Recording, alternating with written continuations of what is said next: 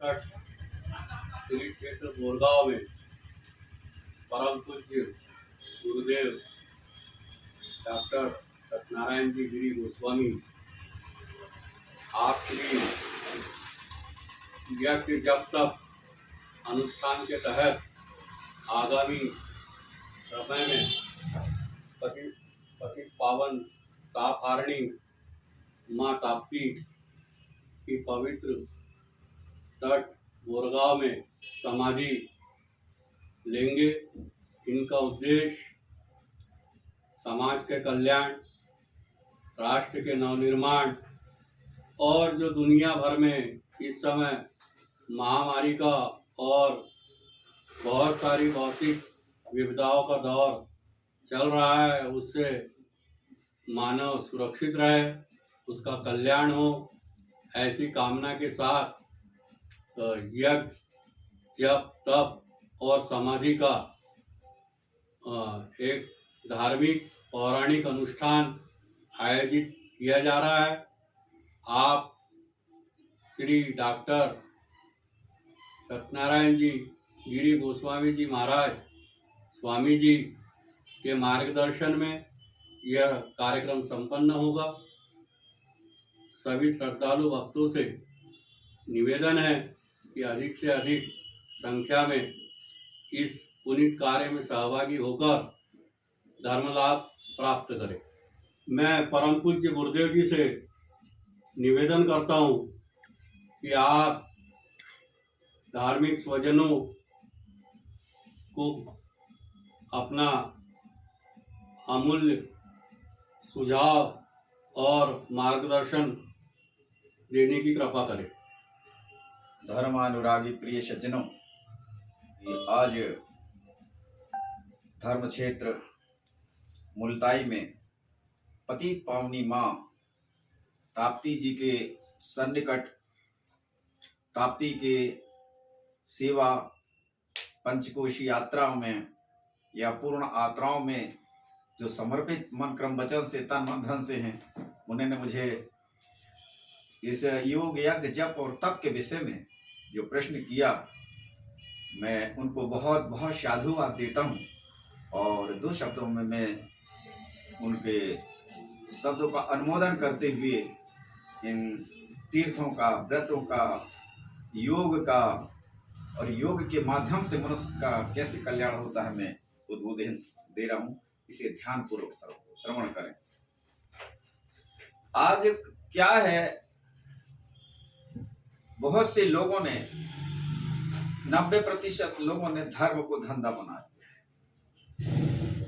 कथा में, भागवत में जहां भी देखो तो जो मार्मिक रहस्य है उसको छुपा करके वो आधुनिक हास और विलास में उसको व्यक्त करते हैं। इसी कारण से आज की जो नवी पीढ़ी है, प्राचीन जो भगवत कथाएं होती थी उस मार्ग में ना चल के आधुनिकता, फिल्मी एक्टर के समान वो आचरण करने लगे। इसीलिए योग का मतलब होता है योगसित वृत्ति निरोधः। योग के द्वारा मन, बुद्धि, चित्त और अहंकार, ये चार अंतःकरण हैं। इन अहंकार को मन में, मन को बुद्धि में, बुद्धि को चित्त में और चित्त को परमात्मा में लय करना ही योग है।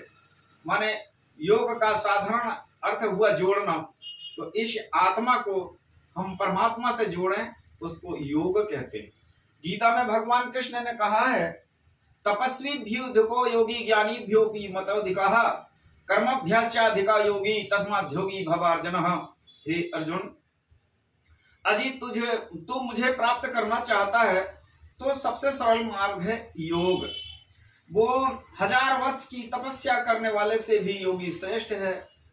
तीर्थ, व्रत, यज्ञ, हवन, दान, पुण्य, जितने भी पुनीत कर्म करने वाले हैं, इनसे भी योगी श्रेष्ठ है। तस्माद् योगी भव अर्जुन, इसलिए हे अर्जुन तो योगी हो। माने इसे ही साधारण शब्द में उपासना कहते हैं। आसना धन उपासना। उपासना का मतलब है हमारे इष्ट, ध्यान के द्वारा इष्ट के किनारे बैठना। दिन भर भूखे रहने को उपास नहीं कहते, वो तो नियम और संयम इसलिए करते हैं कि हमारी उपासना में आलसी ना आ जाए। उसे साधारण शब्द में व्रत भी कहते हैं। प्रवृत्ति च निवृत्ति च जनाभिदर है सुरह न सोचम नापि चाचरो न सत्यम ते सुविदते। किस कार्य में हम प्रवृत्त थे? जैसे हम गृह कार्य नाना जंजाला में रत थे, उससे निवृत्त होकर के भगवत कथा में, भगवत के ध्यान में बैठना, ये इसमें प्रवृत्त है। तो प्रवृत्ति और निवृत्ति मार्ग को जो प्राणी नहीं जानता उसमें आस्तिक भाव नहीं होते, और जिनमें आस्तिक भाव नहीं होता है उस पुरुष को शांति नहीं होती। फिर शांति रहित पुरुष को सुख कैसे हो सकता है? इसलिए वो योग है कि ये मन मंदिर में प्रवेश करना। इस मन मंदिर में प्रवेश करने के लिए सबसे पहले ये हमारा शरीर ही मंदिर है। सबसे पहला द्वार है मूलाधार, स्वाधिष्ठान, मणिपुर, अनाहत और आज्ञा और जे सहस्त्रार। तो जे 6 द्वार में 6 शत्रु खड़े वो महाप्रबल, जिनसे ब्रह्मा विष्णु शंकर भी डरते हैं, वो है काम, क्रोध, मद, लोभ, मोह, मत्सर। इनको परास्त किए बिना हम एक कदम आगे नहीं बढ़ सकते जब तक गुरु कृपा नहीं होगी। भगवान की कृपा तो होगी नहीं, ईश्वर कृपा होवे तभी सदगुरु कृपा जब होए।